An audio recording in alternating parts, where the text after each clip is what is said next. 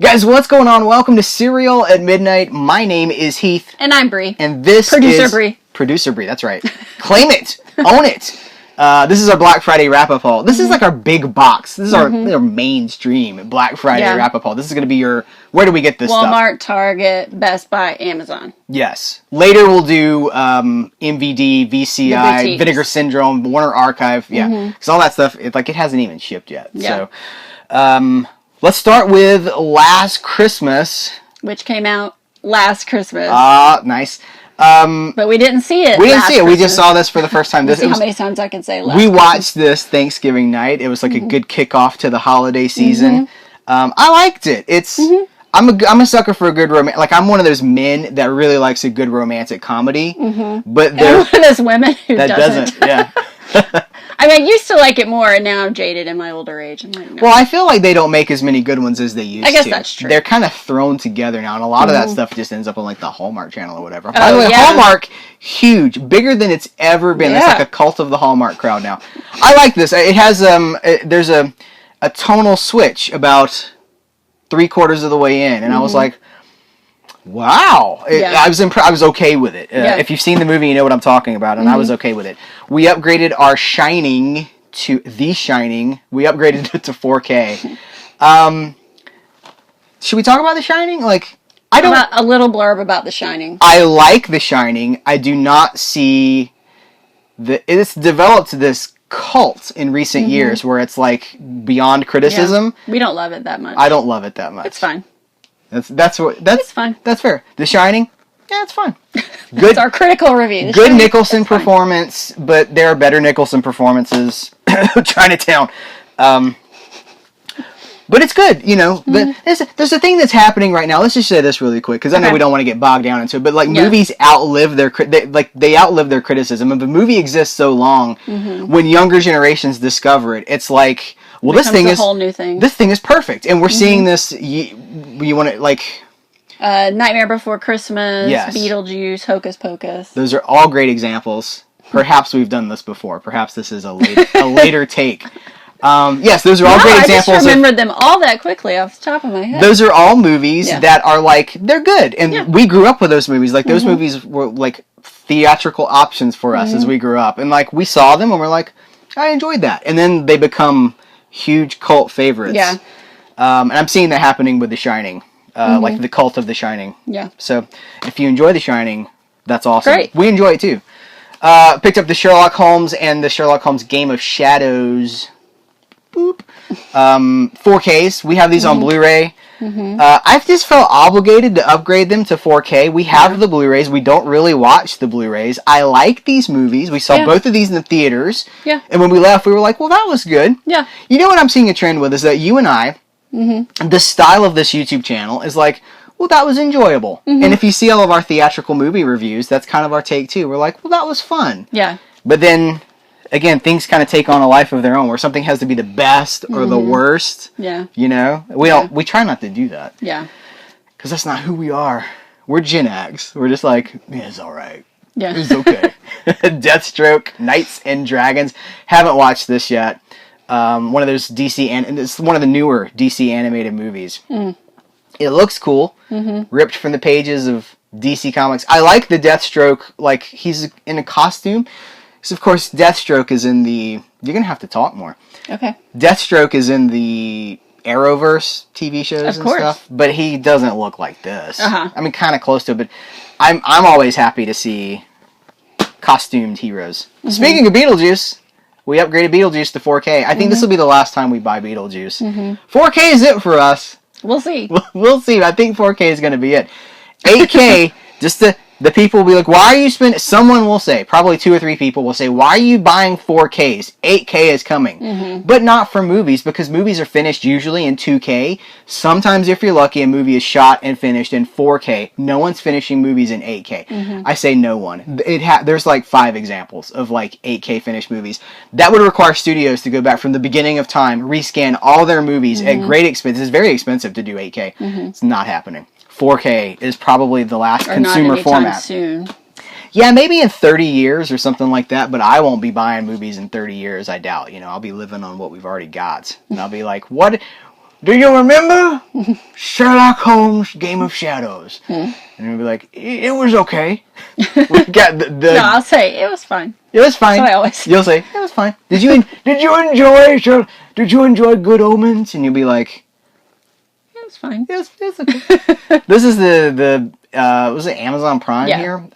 Was it in other countries on some other platform? I don't know, because it's from the BBC, but here in America, it was an Amazon Prime original. Yeah. Right? Yeah. David Tennant and Michael Sheen. I haven't watched it yet, so just there we are. Picked it up because it was a great deal, and we knew we would at some point because we like David Tennant. He's your doctor, right? Would you say David Tennant is your? Yeah, I guess so. Allons-y. Sakura Wars. This was the complete anime series for $7.99. I've never played any of the Sakura Wars games, but okay. Doesn't Sakura mean? Well, I might be confused. I don't want to say that. Okay. What do you think it means? A Japanese cherry blossom. You guys, let us. If you're big on the Japanese cherry blossoms and you know a lot about Sakura. See, I say Sakura, but maybe it's Sakura. I don't know. Whatever. Hey, have you seen it? Let us know. We want to know. About Midway, I avoided this movie in theaters because I thought it was going to be a CGI, one of those. One of those big, dumb CGI movies. It's based on it's a remake of like a late 60s, early 70s movie, I want to say. And I've heard really good things, so maybe it's not that at all. And this was cheap. I'm not an AMC A-list member anymore, so this is the best option for me to see. I guess nobody is, huh? No, you can still do it. Oh, okay. There's like one new movie in theaters every month, but you can still. So it's not really worth it. Picked up the new Predator movie. I say new, the latest Predator movie. Haven't heard good things. I think it's gonna be a trend with a lot of these new movies as we get into. You know what? We actually we can talk about it with Scoob. Because we watched Scoob too. We're getting into a realm where movies exist to be franchise extensions. They exist to keep intellectual properties alive, money, income, toy sales. That's Scoob. I think maybe that's Predator too. Like, there's no reason to keep making Predator movies other than, well, there's money to be made, so why wouldn't we? Yeah. We did not like Scoob. Right? Is that fair to say? That's fair to say. I liked it a little bit more than you did because it had a lot of Hanna-Barbera Easter eggs. Yeah. It was filled with there were a lot. McGillis. There's a grape ape Easter egg in this movie. I was like, grape ape, Jabberjaw, banana splits. I mean, there's a lot of deep Hanna-Barbera cuts, but the movie itself is not Scooby-Doo. I love Scooby-Doo, and this movie made me sad because I love Scooby-Doo so much. I feel like. Oh, well, it didn't feel like traditional Scooby-Doo, as in, like, there wasn't a mystery to solve. It was like a superhero save-the-world movie. It's another one of those. The Earth is at stake. That's not Scooby-Doo. Scooby-Doo is solving mysteries, and rarely is Scooby-Doo actually supernatural. Right? Right? It's about uncovering human greed and there's a little bit of that, but I mean, like Dick Dastardly is the bad guy, and he's open to portal to hell. This is not Scooby-Doo. So I mean, and can I say also, like, Captain Caveman is in this movie, and he's Tracy Morgan, and I'm like, that's a bold choice for Captain Caveman. Like, anytime Tracy Morgan is in something, he's as Tracy Morgan. Like, they should have just animated Tracy Morgan. You leaving me out there to twist. You gotta say something. You didn't mind. No, I didn't mind. That was one of the things you were okay with in the movie. You're like, Tracy Morgan. Hey, it's Tracy Morgan. Heath, come here. It's Tracy Morgan. We got 21 and 22 Jump Street. I should not like these movies because I feel like they're representative of that remake. Well, again, keeping franchises alive. Like, studios are like, what have we got? What have we got in our archives? What IPs do we have? What IPs do we have? That's right. And I shouldn't like these, but these are done with so much heart. Like, you would not think that these movies would be full of heart. They are so full of heart. Bromance movies, they're ridiculously funny. I really like these. So, these were not shot on 4K. These were shot on 2K, so technically these are upscales. But the price was right. They were like $10, and I was like, yeah, I'll do that for the HDR and the yada yada. We also got Stuber. I like this movie. It's not a great movie, but I try to support Dave Bautista. I saw an interview with I listened to an interview with Bautista, and he was basically saying, like, after Guardians of the... No one thought that he could be a performer. No one Yeah. thought that he could really be an actor. And Yet. then Guardians of the Galaxy was a huge hit, and it opened some opportunities for him, and he was like, my career is really kind of on a bubble. Will people show up to these kind of movies that I want to be in? And if you can support them, it will help me to continue to make interesting choices and not just be the big guy. And I was like, well, I want to support Dave Bautista do that. He seems really nice, by the way. Kumail Nanjiani, this was like the last movie that Kumail Nanjiani looks like a normal human being too. You know, now he's just like, Yeah. just like blown up. Yeah. I liked Stuber. It's not great. Supergirl, 5th season. I really like Supergirl. This is probably my favorite of the Arrowverse shows. I said that in a previous video and people kind of jumped on me. They're like, how? This is the closest I can get to feeling like reading Superman. There is no Superman show, and this has so much of that Superman tone. You gonna... I just feel like I don't understand why people can't let other people have the things they like. Yeah. I mean, if you don't like it, that's fine. If someone else likes it, that's fine. Why do we all have to think the same things are the greatest? There's a lot of gatekeepers in fandom. I want to make sure, were we gatekeeping when we talked about The Shining, or we're just expressing how we feel about it, right? At no point were we like, you shouldn't like this. Oh, no. We didn't do that, right? We're happy for people to like what they like. Absolutely. All the time. All the time. No judgment here. We're just sharing our opinion. Trying to share our opinion in a way that's not threatening. and sometimes I can be threatening with my opinion. That's true. I don't mean to be. But we're not trying to gatekeep. But there's a lot of gatekeeping in fandom. A lot of it. And it's it needs to stop. Like, love what you love. I love Supergirl. I really do. Good for you. Haven't seen this show. And this is an interesting show because as we get further away from it, we're learning more and more about the production and like the... Basically, it sounds like the lead actress held the show up. Like she... You can Google. You guys probably know already, but just like more and more, we're finding out like they've recast the main role for season 2 because they had to get rid of their main star. Yikes! Because of on-set behavior. Yeah. Okay. Flash complete series 6. One of the things that I love about these, I should say, does this one included as well? The Supergirl and Flash, they include. You know, this past year was the big Crisis on Infinite Earths crossover. And so they've done a disc with it's only in the Blu-rays, all the Crisis on Infinite Earth crossover episodes from Arrow, from Legends of Tomorrow. They've included that. So you have the whole crossover. So that's very cool. Yeah. More Guy Ritchie, The Gentleman. Yeah, that's blown out. Woo! There we go. The Gentleman. No. Saw this in theaters last year. I was one of the few people that watched this in theaters. One of two. Yeah, I mean, it was a pretty empty theater when I went. And I was like, it's Guy Ritchie, you guys. Again, I like it. Hey, is that the guy from Henry Golding? Yeah, he's all over the place. He's blowing up. Another Guy Ritchie movie that I like, I don't love. Matthew McConaughey. It's like an ego vehicle for Matthew McConaughey, really, at the end of the day. It's like he wrote it for McConaughey. And he was like, I've written this movie for you, mate. Would you like to be in? I don't know, just doing it. I shouldn't do that. I just wanted to do it. I will say, Hugh Grant steals this movie. It's a Hugh Grant we've never seen before. And he's so scummy. He's so scummy. And he might be my favorite. It's my favorite Hugh Grant performance. Like, I didn't know he had it in him. Oh, he's the piece of trash in this movie. I remember you telling me that. Yeah. We did get 1917 on the 4K. The 4K. The 4K. Just the kids are calling it the 4K. Haven't watched it yet. I'm honestly, like, I want to see it, and I'm afraid to watch it because I don't want to be emotionally devastated for...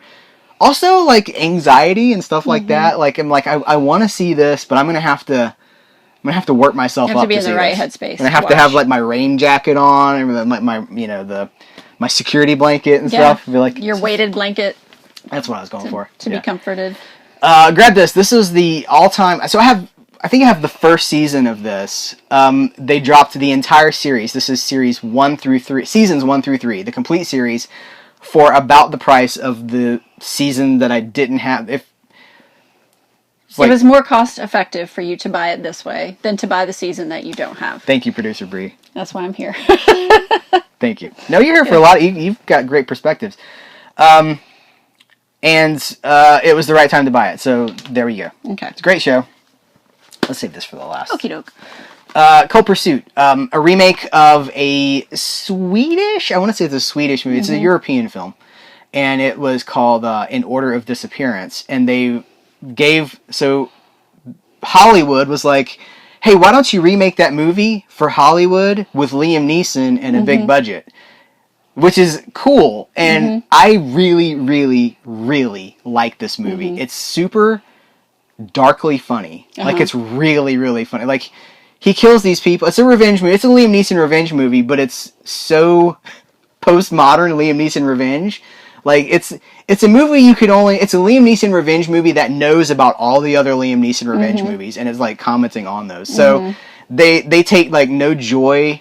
It's not like, look at this gritty kill. Like, it's, like, funny. And one of them, it's like it takes place around Christmas time, and one of them, like, there's this character that they call Santa, and so for this whole scene, they're playing this. You heard it. You're like, it's like this Christmas song about like Santa will be back next year, or something like that. As he's disposing of a body, I loved it. It's so funny. And then like every time someone dies, they put up like a memorial, like a tombstone, whatever. It'd be like in memoriam of so and so. And if they're Jewish, it'll be like the Jewish star, and if they're a Christian, it'll be the cross, and it was, and if they're Native American, you get like the symbols and stuff. All right, I got excited about it. I really liked it. Okay, we got the 4K of the Goonies. Goonies Never Say Die. Goonies, another movie. It's a good movie. It's not the greatest 80s movie ever made. If you go back and watch it with like, it's an interesting, like it's a weird movie, but it does tap that nostalgia connection. It's got that wonderful Cyndi Lauper song. Like, how do you not like the Goonies? Yeah. I think the Goonies is a really fun movie. It's a Wonderful Life. One of us doesn't like It's a Wonderful. I don't know who that could be. I don't know. Who amongst us Who does not like It's a Wonderful Life? To be fair, I've only seen it once, and I was just like, eh. Well, I think the criticism I need to see it again. is that his character is a complete douchebag, right? Yes. He's a douchebag for, how long is this movie? It's about 2 hours, right? It's 2 hours and 10 minutes, and he's a douchebag for like 2 hours, and then is like, wait a minute. Redeemed. I've learned the error of my ways. And it's like, yeah, but you were a douchebag for this entire movie. Right? Like, that's the criticism, right? Yeah. I think I need to see it again. It's been a long time, but the one time I saw it... we tried to watch it. You've seen it more than once. Because we tried to watch it a few years back, and we were just blocked it out. Ooh, he's hard to like. Like, we don't care if you redeem yourself after all this. Like, it's like Darth Vader, you know, at the end of, episode 6. And it's like, you killed younglings! Oh, you don't get to be a Force ghost. You killed younglings. You can't come back. It's like you've gone too far. Yep. Oh, too far. What are you on the moon? You want to throw a lasso down, pull the moon down for you? Yeah.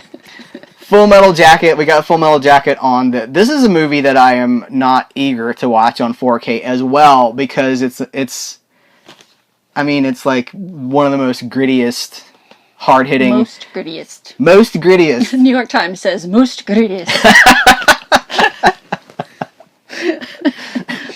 Most grittiest Vietnam movie ever. Cereal at midnight. But yeah, you know, like, it's not a movie you watch for fun. Like, who's like, you know what? I want to watch Apocalypse Now. Let's do that.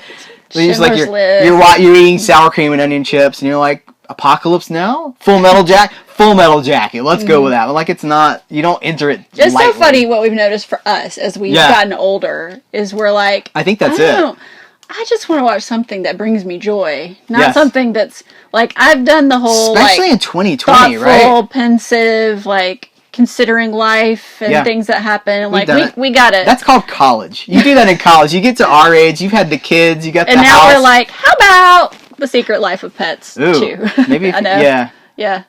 That's fine. Yeah, we have a review. We did a review for that after we saw. I think we did it from the car in the theater parking lot. I guess we did. We liked it. Yeah, we did. Harrison Ford is a dog. Harrison Ford cashing that paycheck, right? Because he's like, I just want to work. He was even saying that. He'd be like on the talk show circuit. He'd be like, I just want to work. I upgraded the Kingsman to 4K. I don't know what to say other than I upgraded them to 4K. This is our second to last. So this is new. I can't think of a movie that I have been grumpier about behind the scenes. Patreon knows, because I'm like, when we do these videos for you guys, like, we're kind of trying to be upbeat. On Patreon, I'm far less guarded, and I'm you just get like grumpy Heath sometimes. you.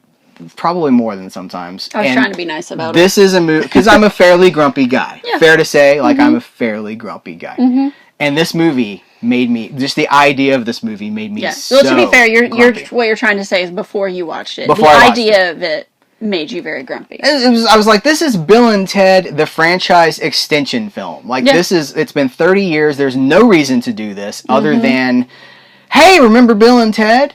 Or bringing it forward so you can make more Bill and Ted movies. And it's again, studios looking for ways that they can monetize, extend on their IPs, existing properties. Yeah. That being said, we watched it.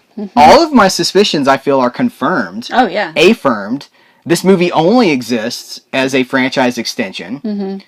But it had so much heart and so much. Bill and Ted are not cynical characters. They're so genuine. You know? Bill and Ted are not like, they're not postmodern characters. Right. And somehow that earnestness saved the movie for me. And like the last 15 minutes of the movie, I just had goosebumps. And I was just like, this is wonderful. But what was your review for this? Do you remember your review? I was like, what do you think about that? You said, I wouldn't want to watch it again. First of all, I said, it was fine. It's fine. Like, I like Bill and Ted. Like, the whole, like, Gen X. Be fine. excellent to each other. That's great. Yes. Party on, dudes. Yes, I said it was fine. And I said I probably wouldn't ever want to watch it again. And I said, you don't ever want to watch it again? Ever? I said, yeah, that's correct. And I said, life's too short to rewatch mediocre movies. And that's true. You know? I mean, like, that's honest. It is honest. People want honesty. It's not a good movie. No. It's not good at all. It's kind of a bad movie. It's kind of a mess. It has a lot of problems. It's a total mess. It has a ton of problems, but it has that heart. Yeah. And one of the things that we learned in the conversations with our Patreon supporters about this is, like, every time I'd be like, oh, Bill and Ted, the third one, 30 years later.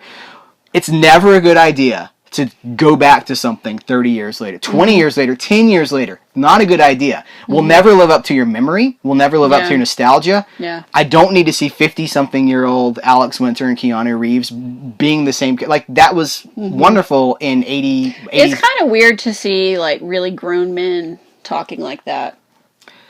It's a mess. It's a mess of a movie, but it was sweet. It's a sweet mess. And the kids... Yeah. They did make this movie to, like, well, we could continue and we could pass the torch to our children. Yeah. And I liked the kids. One of them is Samara Weaving, who's playing way younger than she actually is. And it was good. Like, but it's like a best case scenario. It's like, well, we go see The Lion King, the remake of The Lion King, and we're like, well, this shouldn't exist. First of all, it shouldn't exist. It doesn't need to exist. The first one is beloved, but Favreau did a good job. It captures like, you feel pretty good about it when you walk out. It's like a best case scenario for what it is. Yeah. So it's a total mess of a movie, but I like it, and I'm kind of glad that we have it, because I can't imagine watching 1 and 2 and then not watching 3 now. Like, it does kind of close everything. I guess so. But no Carlin, right? I mean, there's a little Easter egg, but how do you make a Bill and Ted movie without Carlin? It's problematic. We're going to end on this one. We picked up the Harry Potter 8-film collection. This is the 4Ks and the Blu-ray version. It doesn't have all those bonus discs that are... We've bought these before, at least twice. We have the big box set that has, like, the fold-out pages or whatever. Those are the ones where we have discs that don't function well, right? Yes. Yes, we have Blu-rays that don't play in our player. Like, they'll freeze. So we have the 4Ks now, and we have those bonus discs, because the bonus disc had exclusive... like, each one had, like, an hour documentary. Yeah. And you put it all together, and it ends up being an 8-hour documentary. And so we still have... They're not included here. Yeah. But we saw the need to... I wanted them in 4K. We do love the bonus features. And we love Harry Potter. Like, we are... I want to make that very clear. Like, I enjoy Harry Potter. I don't... The books and the movies. I don't get into, like, well, it's my favorite. I don't do favorites, really. I enjoy Harry Potter for what they are. And I'm really... Like, this time of the year, holiday season time, it's really fun to go watch these.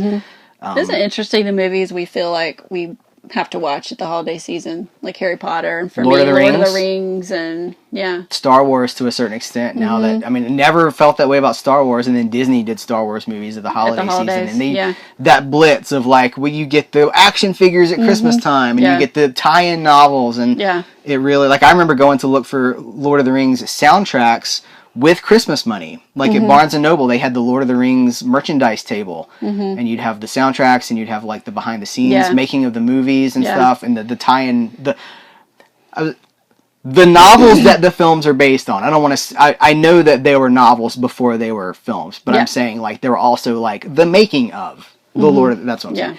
So yeah, we have all that tied up in our, it's the nostalgia. Yeah. Is what it is. Sentimentality. Yeah.